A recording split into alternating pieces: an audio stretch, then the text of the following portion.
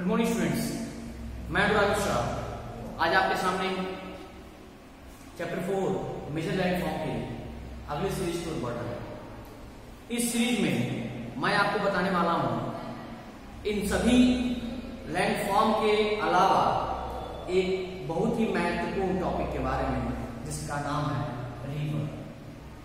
दोस्तों, हमने mountains, plane, plateau और डेजर्ट के बारे में पढ़ लिया। हमने इसके फीचर, उसके बारे में जानकारी ले लिया। अब जरूरी है कि हम इसके अलावा भी एक बहुत ही महत्वपूर्ण जानकारी जो आपके बुक में दी हुई है हम उसको पढ़ें। हम बात कर रहे हैं रिवर्स की। रिवर्स, जिसको हम हिंदी में नदी कहते हैं, यह होता क्या है? River is kind of natural channel कह सकते हैं उसको। एक प्राकृतिक चैनल है जो प्रकृति द्वारा इसका निर्माण होता है। नॉर्मली किसी भी रिवर का निर्माण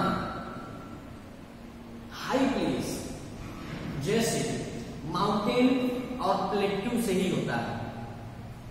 इसको एक फिगर के माध्यम से आपको मैं समझाने की कोशिश करता हूं।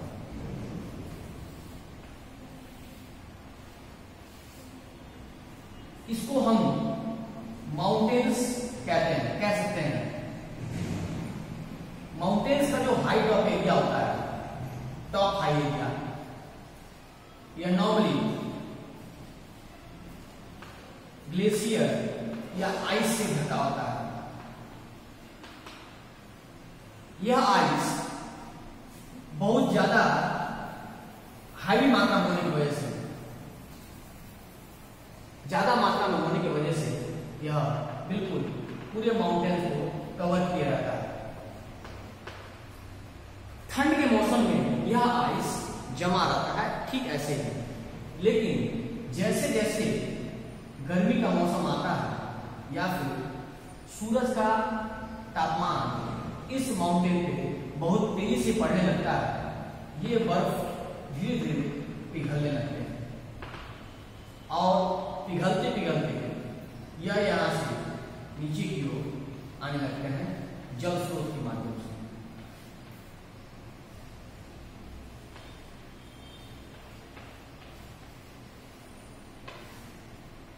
ये जल स्रोत के माध्यम से धीरे धीरे आगे आगे निकलने लगते हैं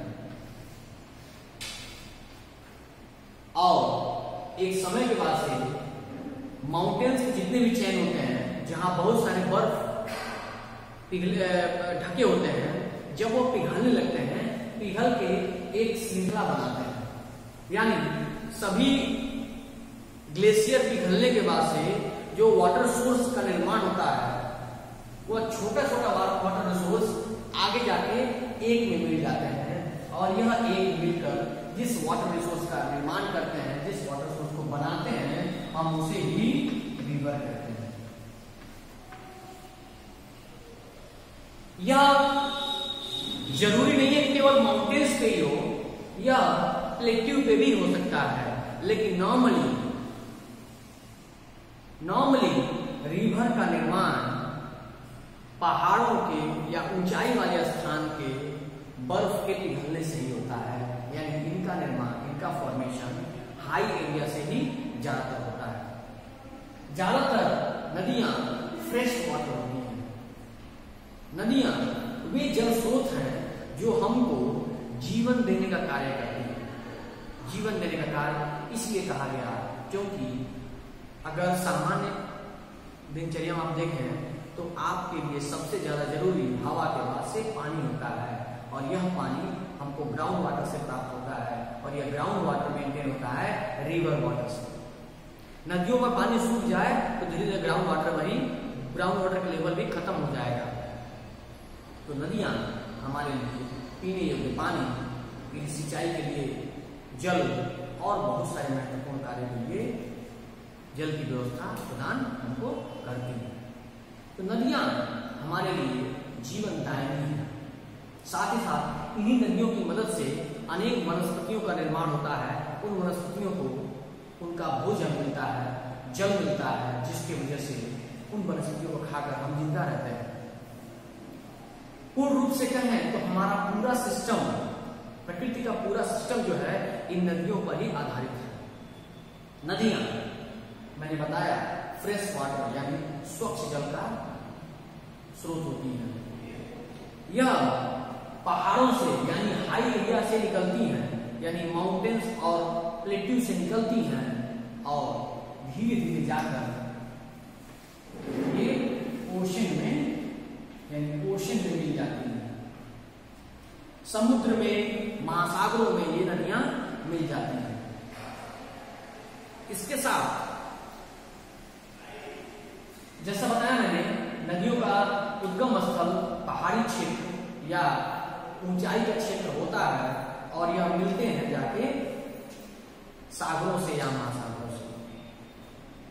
यह अपने साथ बारिश का भी पानी कैरी करता है।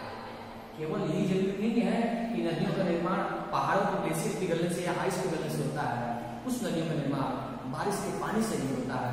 बारिश का पानी भी यानी रेन वाटर भी इनके अंदर ऐड हो जाता है और धीरे धीरे आगे बढ़ते हुए कुछ जगहों पर प्लेन से होकर गुजरते हैं, कहीं कहीं ये झील का भी निर्माण करते हैं। नदियों के एरिया से जो एरिया थोड़ा कट जाता है साइड में होते हुए, वही झील का निर्माण हो जाता है। यह नदियां झील का भी फॉर्मेशन करती है। तो अपने आप में यह बहुत ही महत्वपूर्ण है नदियों के लिए, जो हमारे प्रकृति के लिए, हमारे लिए वरदान की तरफ से। ज्यादातर नदियां